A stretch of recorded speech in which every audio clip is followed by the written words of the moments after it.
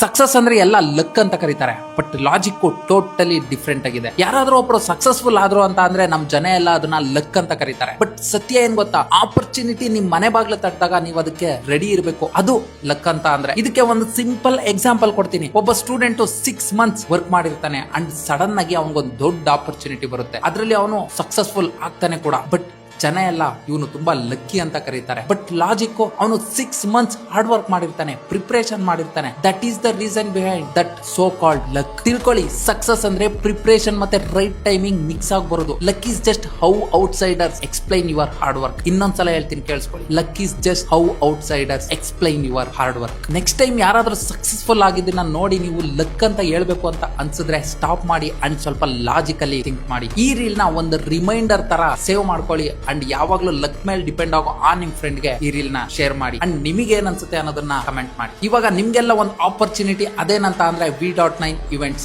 ಇವರು ನಿಮ್ಗೆ event management ನ ಫ್ರಮ್ ಸ್ಕ್ರಾಚ್ ಇಂದ ಹೇಳ್ಕೊಡ್ತಾರೆ. ಇದೇ 10th ಅಕ್ಟೋಬರ್ ಇವರ ಅಡ್ಮಿಷನ್ಸ್ ಕ್ಲೋಸ್ ಆಗ್ತಾ ಇದೆ. ಸೊ ಯಾರು ಈ ಆಪರ್ಚುನಿಟಿನ ಮಿಸ್ ಮಾಡದೆ ಯೂಸ್ ಮಾಡ್ಕೊಳ್ಳಿ. ಮತ್ತೆ ಸಿಗ್ತೀನಿ.